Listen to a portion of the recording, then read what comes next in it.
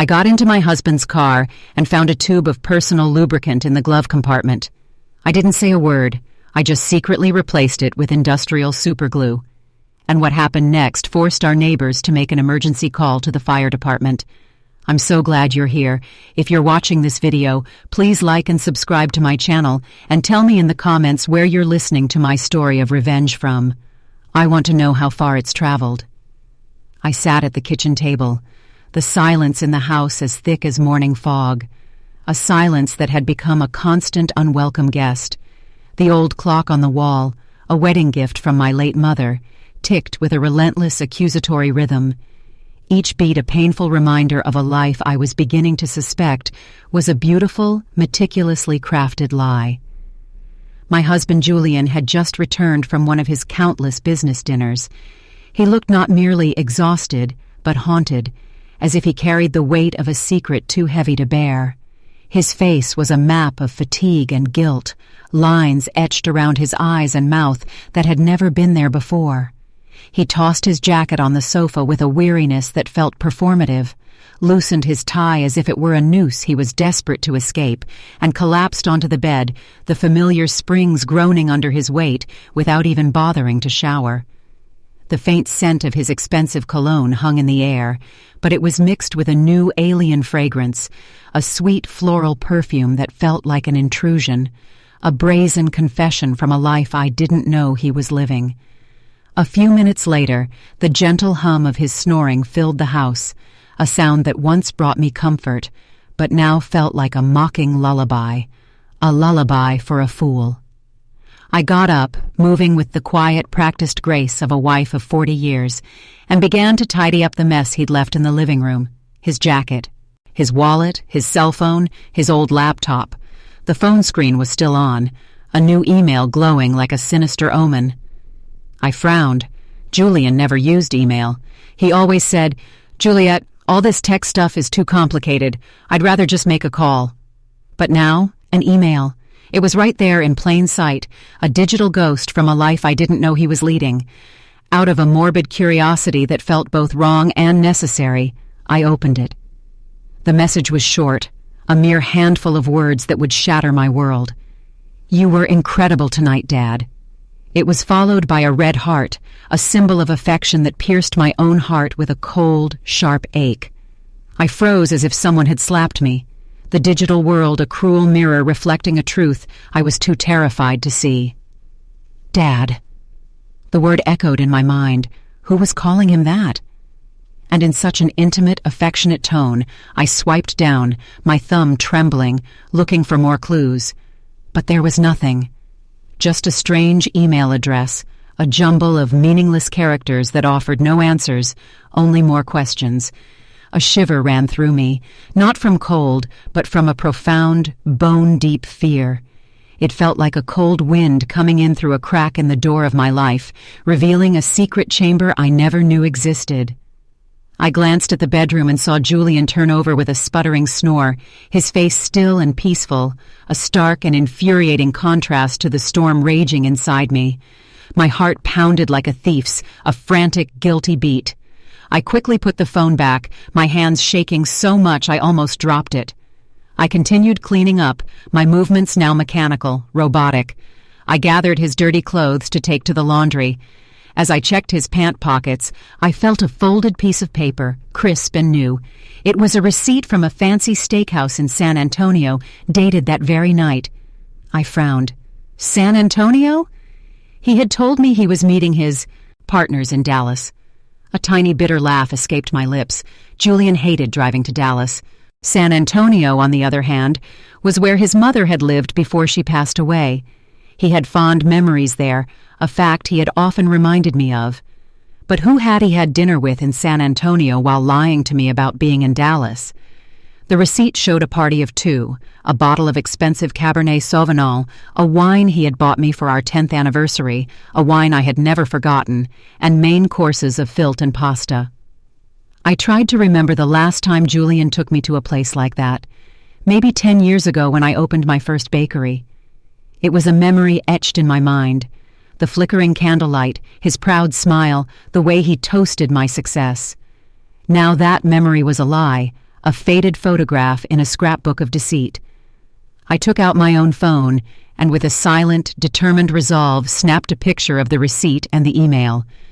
I didn't want to believe it, but a woman's intuition, a wife of 40 years' intuition, is a deep, primal knowing. Something was going on, and I had to find out what it was. My hands were trembling, not just with anger, but with a deep existential dread. I felt like I was standing on the edge of a cliff, about to witness the spectacular collapse of my entire life. I went to the garage. Julian's old SUV was still warm, the air thick with the smell of gasoline and that faint, sweet perfume from his clothes. I opened the door, a small, cold dread gripping my stomach. I turned on my flashlight and checked every corner of the driver's seat. There was nothing out of the ordinary, just some loose change and an empty water bottle. But as I reached into the passenger side glove box, my fingers brushed against something plastic and slippery. I pulled it out, and my heart almost stopped. A tube of used personal lubricant with dried residue on the cap, a sticky, damning piece of evidence. I stood there in the dark garage, staring at it as if it were a dirty secret, a tangible manifestation of my worst fears. Julian and I hadn't been intimate in years. He always said he was tired, that age had sapped his desire. So what was this lubricant for? The question echoed in my mind, each syllable a hammer blow to my fragile reality. I felt paralyzed, but kept a clear head, a survival instinct kicking in. I put it back exactly where I'd found it. I wiped my hands with a napkin, scrubbing them raw, as if I were afraid the betrayal would leave a permanent mark on my skin. I continued searching, this time more carefully, more methodically. Under the back seat, I found some crumpled napkins soaked in a sweet floral perfume that wasn't a man's and wasn't my soft, familiar rose fragrance. The scent was alien, defiant, a loud, vulgar shout of infidelity in the quiet sanctuary of our garage. I took photos of everything, the lubricant, the napkins, as if I could capture the scent in an image. I closed the car and went back inside, the weight of the evidence pressing down on me, heavier than any flour sack I had ever lifted. I sat at the kitchen table, my hands trembling uncontrollably as I picked up Julian's phone again. By this point, I was almost certain Dot was cheating on me. I checked his messages, but there were only work chats, cold and dry, like a desert landscape. His inbox was empty, except for that one strange email. I checked the sent and draft folders. Nothing. Everything was too clean, too perfect, suspiciously so, as if he had erased every trace of his deception. A master of lies, I thought bitterly. My rage was now a cold, hard stone in my chest, and a new, more dangerous emotion began to stir within me, a desire for truth, a need to expose the lie, no matter the cost.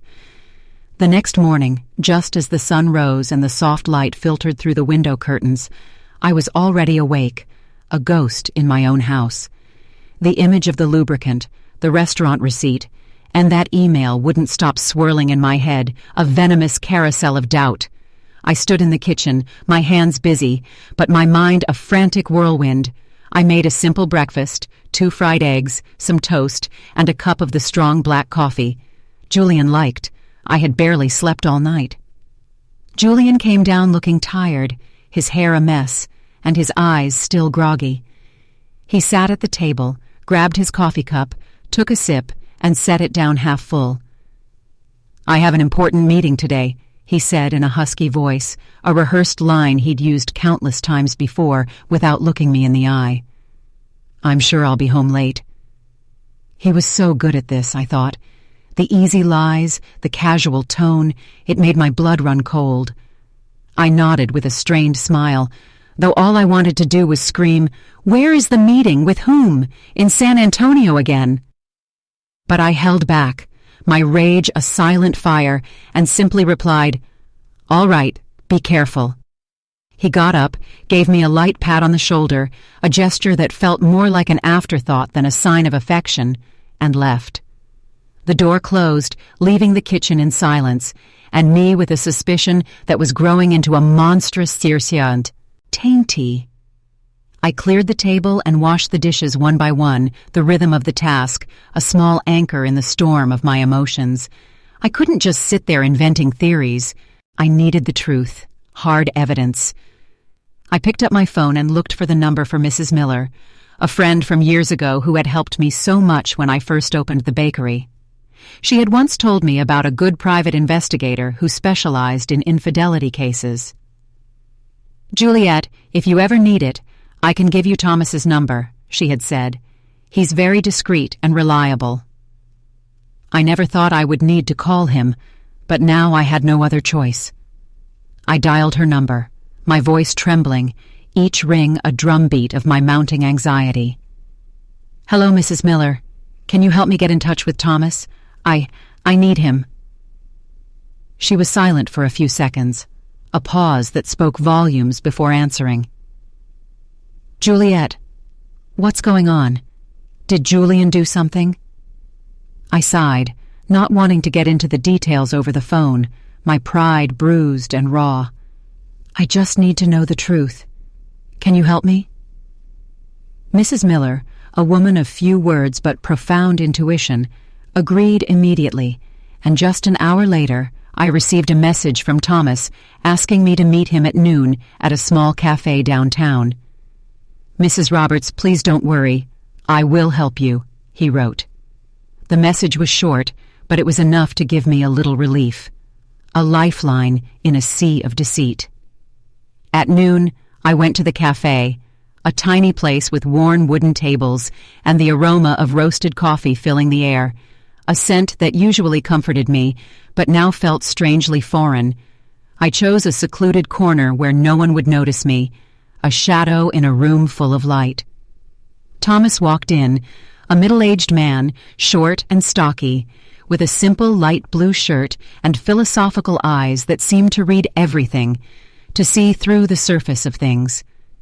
I handed him a flash drive with the photos I had taken the night before, the strange email, the restaurant receipt, the lubricant tube, and some napkins. "This is all I have," I said, my voice shaky. "I'm not sure, but I think my husband is cheating on me." The words tasted like ash. Thomas nodded, reviewing each image on his phone, his face impassive, a professional facade hiding whatever thoughts he had. He carefully made notes in a small notebook. "Mrs. Roberts, I understand. I'll start following Mr. Roberts this afternoon. Don't worry, I'll let you know as soon as possible." I looked at him, trying to hold back the tears that were burning my eyes. "Thank you," I said softly.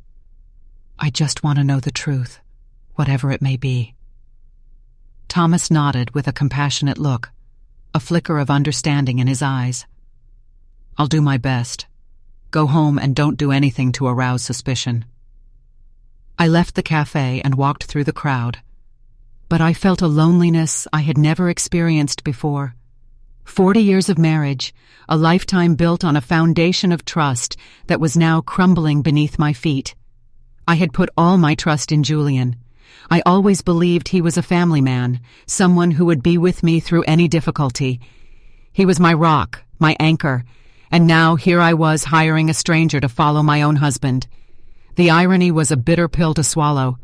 I felt like I was in a bad movie, a character in a drama I never auditioned for. That night, as I sat in the bakery, the familiar scent of yeast and flour, a constant soothing presence going over delivery invoices. My phone vibrated. A message from Mr. Thomas. I opened it, my heart pounding a mile a minute, the blood roaring in my ears. It was a photo of Julian in the light blue shirt he often wore, entering a fancy restaurant, holding hands with a woman. I zoomed in on the image, and my heart stopped. It was Allison, my daughter-in-law. She was wearing a tight black dress with heavy makeup, intense red lipstick, and her hair down. They didn't look like father-in-law and daughter-in-law, but like a couple on a date. Their bodies turned toward each other, a shared secret between them. I sank into my chair, my hand trembling as I held the phone. Allison. How was this possible? At family gatherings, she and Julian always acted distant, barely speaking to each other. I now realized it was a masterful act, a performance for my benefit. Mr. Thomas sent more photos. In one, they were sitting in a secluded corner, the table decorated with candles and flowers. Allison was leaning toward him, smiling, and Julian was toasting her glass with an oddly tender gaze. I saw the photo and felt a crushing pain in my chest. In 40 years, I had never seen him look at me like that, not even when we were young. When I was that girl from San Diego with long hair and a radiant smile, he looked at me that way, a look of genuine adoration, of a love I thought was mine. Now it was hers. In the middle of the night, a video arrived from Mr. Thomas. The clock on the wall read 2:00 a.m. I put on my headphones, a desperate attempt to keep the secret contained, and pressed play. My hands so shaky, I almost dropped the phone. In the video, Allison leaned close to Julian's ear, whispering something that made him laugh loudly, a sound that was a stranger to me. Her voice sounded sweet, her eyes sparkling under the restaurant lights. Then they got up and left, and Julian, ever the gentleman, opened the car door for her as if she were a lady and he were her lover. I replayed the video again and again, a self-inflicted torture. Each time felt like another stab to the heart. Allison, my daughter-in-law, whom I had treated like my own daughter, whom I had taught how to make our family's traditional flan, and Julian, the man I had given my whole life to, with whom I had built a family. What were they doing behind my back? Behind Daniel's back? The questions were a tidal wave, threatening to drown me. I saved all the photos and the video to a flash drive, making a note of every detail, date, time, place, even the name of the restaurant. My hands worked on autopilot, but my mind was in chaos. I didn't want to believe it. I couldn't believe Julian and Allison were capable of something so low, so cruel. But the evidence was right in front of me, undeniable, a mountain of proof. I stayed in the bakery among trays of sweet pastries that smelled delicious, but I felt like my world was falling apart. I remembered the early days of the business when Julian would help me carry sacks of flour, when we would laugh together in that little kitchen, our dreams as big as the sky. Now it all seemed like a distant memory, a beautiful lie I had lived for too long. The next morning, I was in the small kitchen of the bakery, holding a list of orders for a large hotel downtown. The smell of flour and vanilla, which always brought me peace, felt empty that day, a hollow comfort. As soon as I finished signing the delivery invoice, my phone vibrated in my apron pocket. I wiped my hands and my heart sank when I saw it was a message from the detective. Just a short sentence. "Mrs. Roberts, I'm sending you more evidence." I took a deep breath, trying to stay calm, but my hands trembled as I opened the message. A series of photos appeared on the screen. The first showed Julian in his usual gray shirt, leaving a law office near the main plaza. By his side was Allison in a beige office dress, her hair in a high ponytail, and huge dark sunglasses that almost covered her face, a pathetic attempt at anonymity. They were walking very close together, not like in-laws, but like a couple, their bodies a testament to their forbidden bond. In the next photo, they were standing in front of a 4-star hotel with gleaming glass doors and a gold sign. I zoomed in, desperately looking for some sign to deny what I was seeing, but there was nothing. They looked too natural, too comfortable together, a part of a world I was not a part of. Then came a short video from Mr. Thomas. I pressed play, and my heart pounded so hard I thought it would burst, a frantic drum against my ribs. The shot was from a distance, but it was clear enough to see Julian and Allison on the 3rd-floor balcony of the hotel. His arm was around her waist, and she was resting her head on his shoulder, her long hair moving softly in the wind. And then, like a stab, I saw them share a quick kiss without trying to hide. It was a brief kiss, but it was enough to burn away the last spark of hope I had left. I replayed the video frame by frame, each image digging deeper into my soul, a slow, agonizing descent into hell. The room curtain opened slightly, and Allison came out, running to hug Julian, her face lit up with happiness, as if she were a young girl in love. I slumped into the chair, clutching the edge of the table to keep from falling apart. Mr. Thomas wrote, "They also rented the room for the afternoon. It looks like they're staying the night. I'll keep an eye on them." I read the message over and over, my throat tight, as if I were being strangled. Just a few hours earlier, Julian had written to me, "Juliet, I won't be home tonight. I have to meet a potential partner from out of town. Get some rest." The tone was sweet and caring, just as it had been, and for years.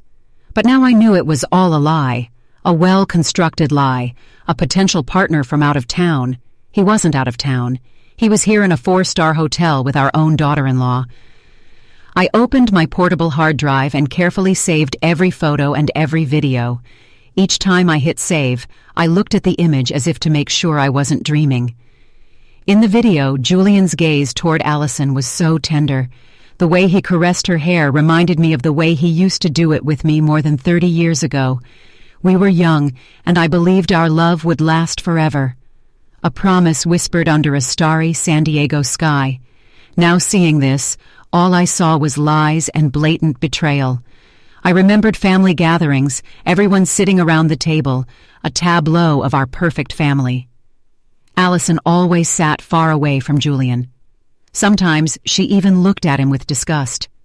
Daniel would joke, "Mom, I think Allison can't stand Dad. She avoids him like the plague." I believed it too. I thought they just didn't get along, that she was just trying to fit into the family. But now I understood it had all been a farce, a carefully choreographed dance of deception. They acted too well in front of me, in front of Daniel, in front of the whole neighborhood. I felt like a fool, a blind wife, betrayed by 2 traitors right in front of my eyes. People were going about their lives unaware of what was happening on that hotel balcony.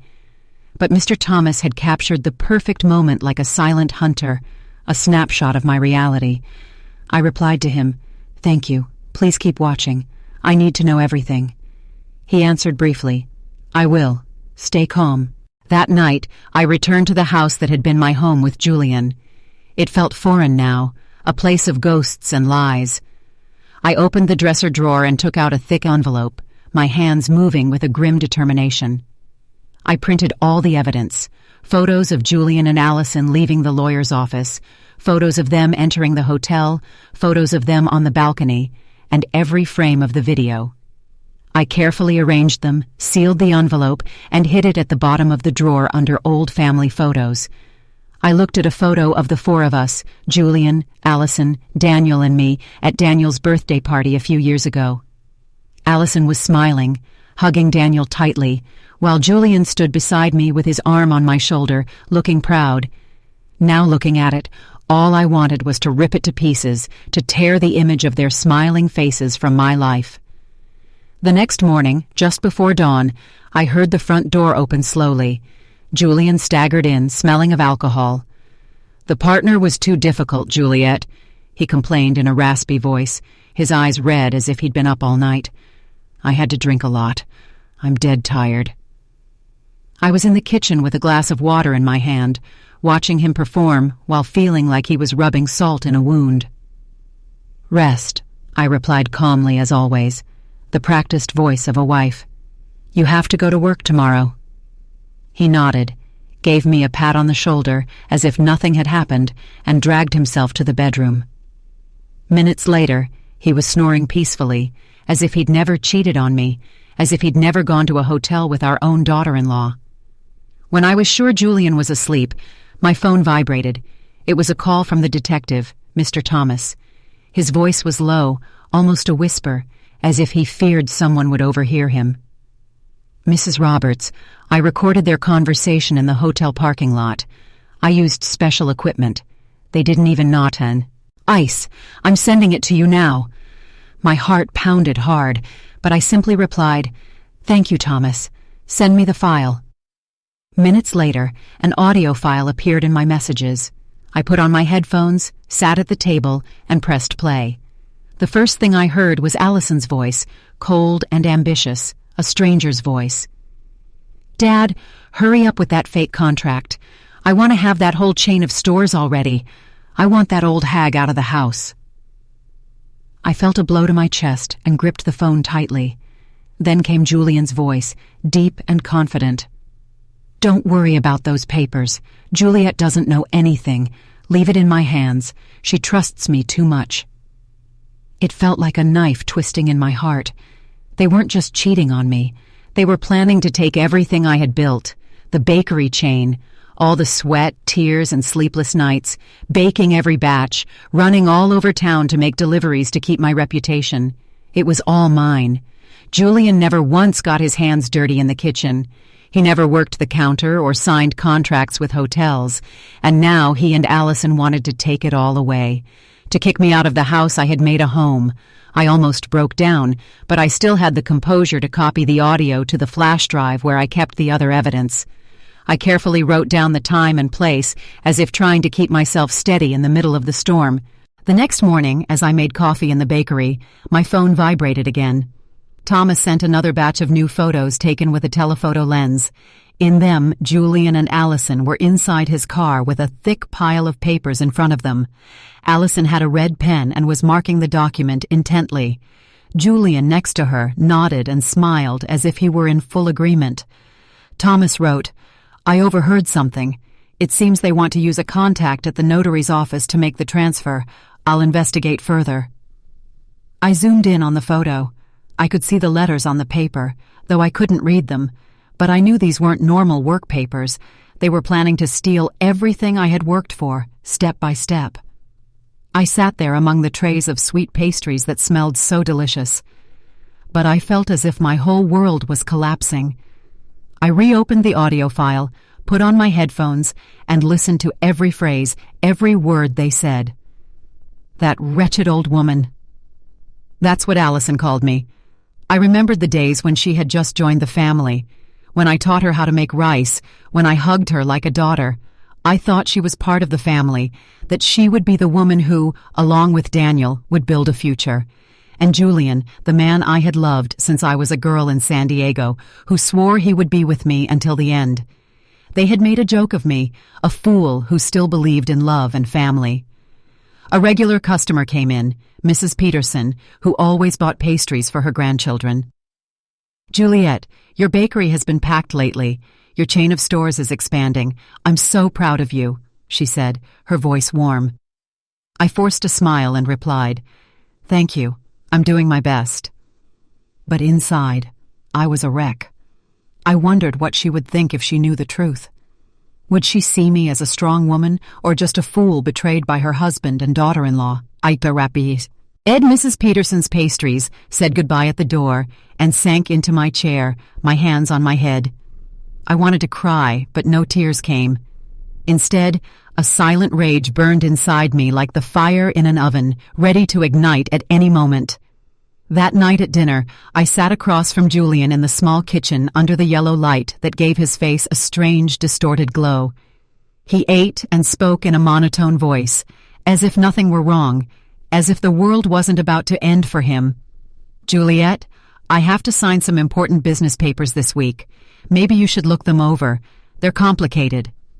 I picked up a piece of bread and pretended to take a bite, but in my head I could only hear Allison's voice from the recording. "Dad, hurry up and sign the fake contracts." I knew he was testing the waters. He wanted to drag me into his dirty plan. I gave him a dry smile, a facade of a wife who was too tired to argue, and replied, "Yes, I'll look at them later. I'm tired now." He nodded, took a sip of wine, looking at me as if nothing were wrong. But I knew that behind that smile was a man ready to take everything I had built, a predator waiting for the right moment to strike. Julian had a few more glasses of wine. His face turned red, and he started slurring his words about a difficult client he'd seen that day. I nodded as if I were listening, but inside I wanted to scream, "Do you think I'm that stupid?" When he got up, staggering, and went to the bedroom, I cleared the table, my every move slow, containing the anger that was boiling inside me.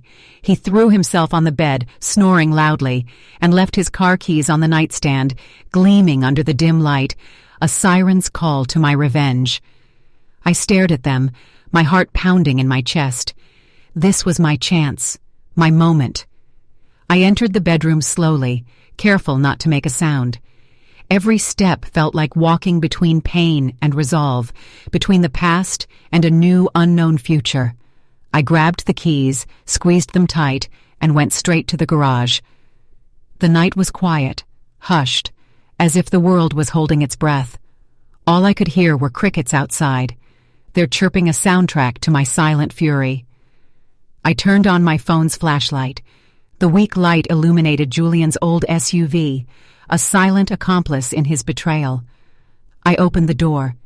The smell of gasoline was still there, mixed with a strange, sweet perfume.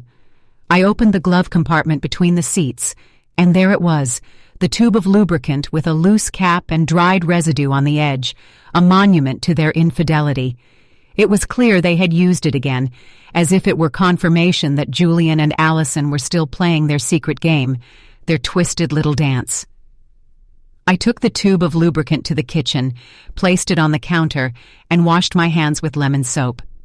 I scrubbed them thoroughly, as if to erase every trace of the betrayal I had just touched.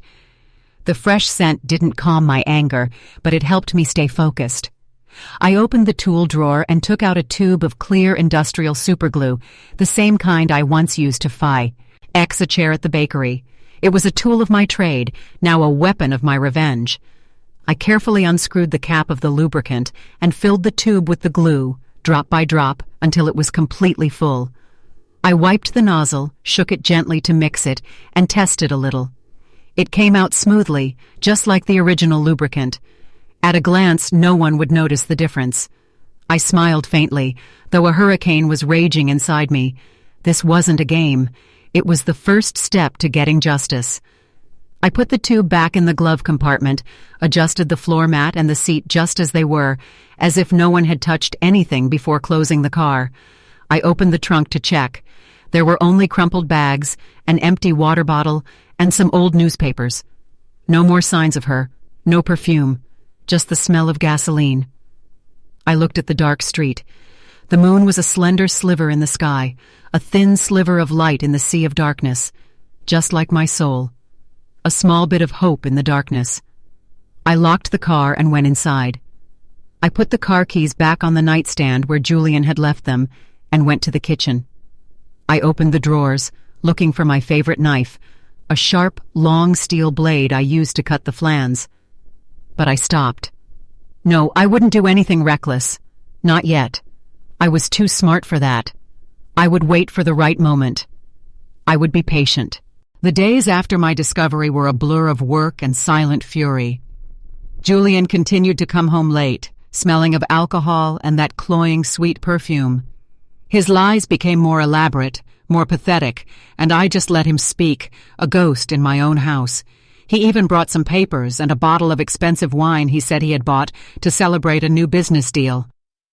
Juliet, I'm glad we're doing this business together. It's for the future of our family. I smiled, a cold, hard smile that didn't reach my eyes, and replied, yes, for the future of our family. The next morning, I was at the notary's office when Julian was meeting a new client. I was hiding behind a pillar, watching them from a distance. I had found the address from the papers he had left on the kitchen table. Julian and Allison came out of the office a few minutes later, holding hands and laughing. They didn't even try to hide. I saw them and felt a cold fury. I took some photos with my phone. My hand was trembling, but I didn't care. They both looked so happy, so proud of their betrayal. I went home and printed the photos, putting them in the thick envelope with the others. Now I had all the evidence I needed to show my son Daniel the kind of people his father and wife were. I wanted to call him, to scream the truth, but I held back. I would wait for the perfect moment. I wouldn't just tell him, I would show him. That night, I made Julian's favorite meal, a thick beef stew, with his favorite wine. I sat across from him, watching him eat with a smile on my face. He looked at me with a tenderness that made my stomach churn. Juliet, you're the best wife in the world, he said, and I almost gagged. I swallowed my revulsion and replied, and you're the best husband. I got up and went to the bedroom. I took a small USB drive from the secret pocket of my wallet and went back to the kitchen.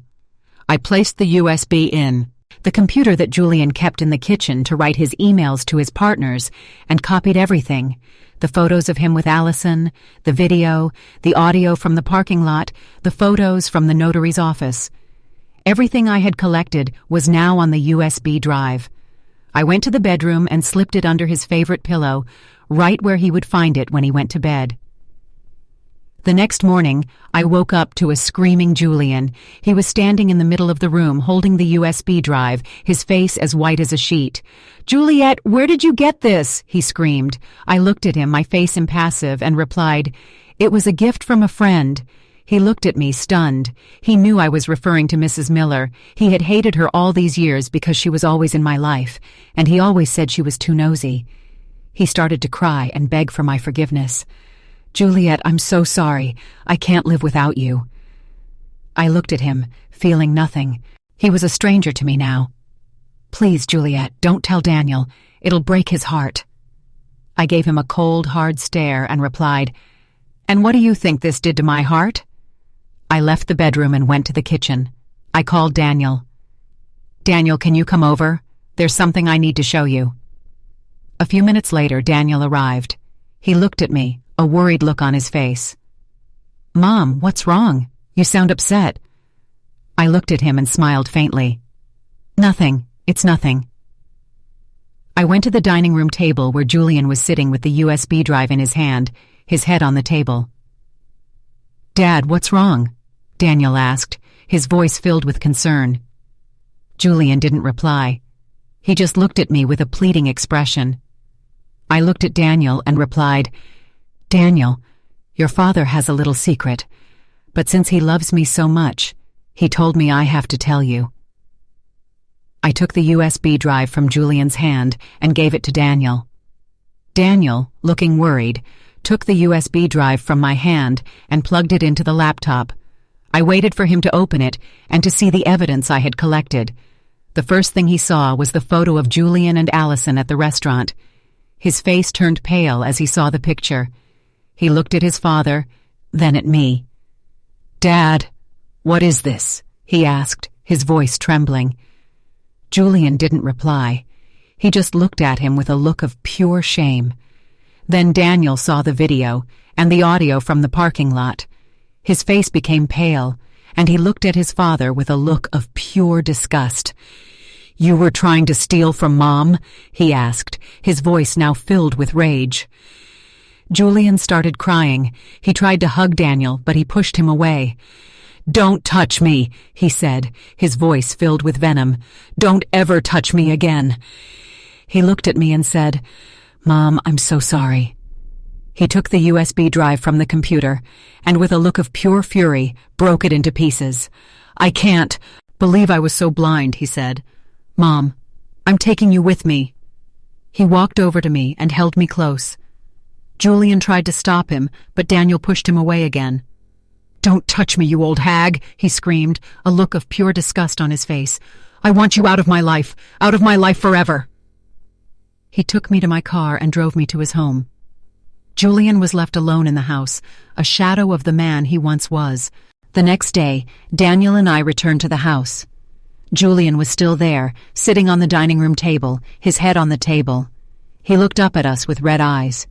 "Juliet, please don't do this," he begged. But I just looked at him. I knew he was suffering, but I felt nothing. He had ruined my life, and now it was his turn to suffer. I looked at Daniel and asked him to call the police. He did. A few minutes later, 2 police officers arrived and took Julian away. He was charged with fraud and was released a few hours later, but not before his mugshot was all over the news and on every front page of the newspapers. Now everyone knew about the truth behind our perfect life. I was no longer a quiet, practiced wife. I was a hero. A few weeks later, my husband was sued for everything he owned. He was left with nothing, not even his car. I sold our home to the first person who made an offer. I took the money and gave it to a local homeless shelter, an act of kindness that Julian wouldn't have understood. He was now living on the streets, begging for money. His life was over. He had lost everything, and he had no one to blame but himself. I looked at Allison's house on the street where my son lived, and I saw her. She was sitting on the porch, crying, her face a mess of makeup and tears.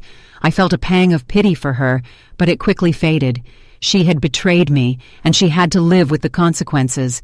I saw her husband Daniel walking towards her, a look of concern on his face. He hugged her, and I saw her cry even more.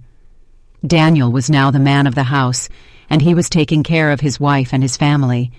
He was a good man, and I was proud of him.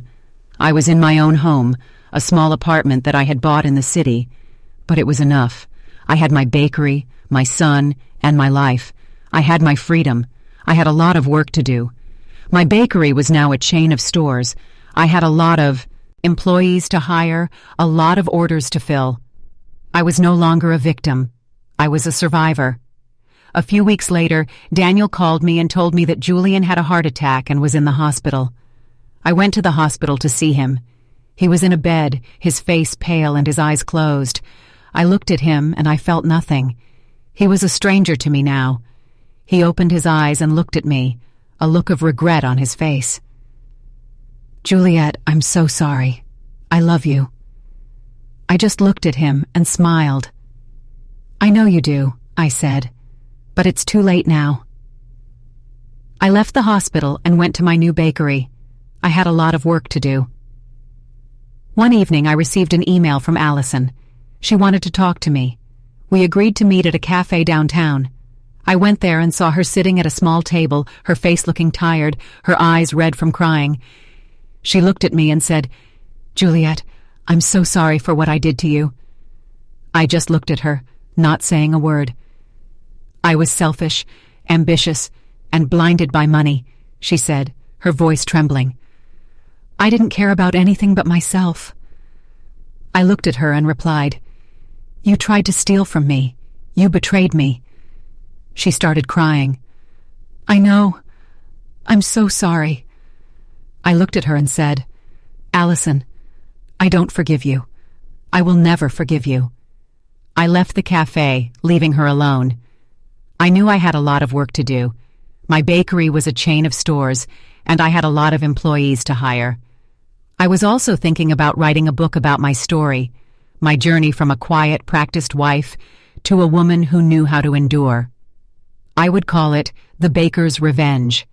It would be a story of betrayal, but also a story of resilience and strength.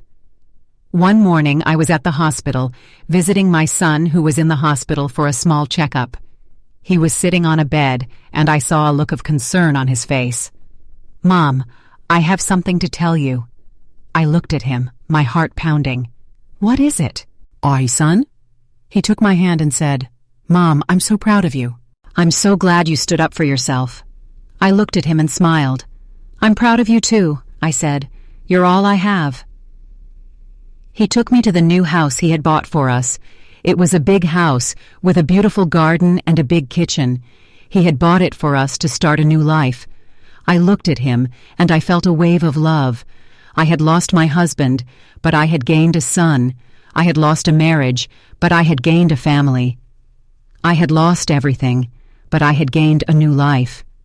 I looked at my son, and I knew that no matter what happened, I would always have him. We went to the new bakery I had opened. It was a big place, with a beautiful design and a lot of customers. I was so proud of what I had built. Daniel looked at me and said, "Mom, you're a real hero." I smiled and replied, "I'm just a woman who knew how to endure." He took my hand and held it tight. "I'll always be with you, Mom." Those words were like a balm to my soul. I had been through so much, but I had come out on top. I had my revenge, and I had my life back. One afternoon, a few weeks later, I received a phone call from a man who introduced himself as a producer from a TV show. "Mrs. Roberts, we would like to make a TV movie about your story," he said. "We heard about what you did, and we think it's an incredible story." I thought about it for a few seconds and replied, "I'm not sure. I'm a private person." He laughed. "Mrs. Roberts, your story is already all over the news. You're a hero." I thought about it for a few seconds and replied, "I'll think about it." I hung up and sat on a chair, my hands on my head. A TV movie? About my life? I never thought my life would be a movie, but now it was. I called Daniel and told him about it. He was so excited. "Mom, you have to do it," he said. "You're a hero." I thought about it for a few seconds and replied, "I'll think about it." I had a lot of work to do. My bakery was a chain of stores, and I had a lot of employees to hire. I was also thinking about writing a book about my story, my journey from a quiet, practiced wife to a woman who knew how to endure. I would call it The Baker's Revenge. It would be a story of betrayal, but also a story of resilience and strength. A few weeks later, I was in a meeting with the TV producer and a screenwriter. "Mrs. Roberts, we love your story," the screenwriter said. "It's a story that needs to be told." I looked at him and smiled. "I know it is," I said. I went to the bakery and worked for a few hours. It was a busy day. The bell on the door rang nonstop, and the smell of sweet bread filled the air. I looked at the trays of flan and pastries and thought about the entire journey. I had built this bakery with my own hands, from a girl in San Diego to a woman who knew how to endure. Julian and Allison wanted to take everything from me, but failed. I kept my bakery, I kept Daniel, and most importantly, I kept myself. Did you like my story? And which city are you listening from? Let's meet in the comments. If you like the story, you can support me by sending us super thanks so I can keep bringing more stories like this. Thank you so much for your sweet support. I'm looking forward to hearing from you.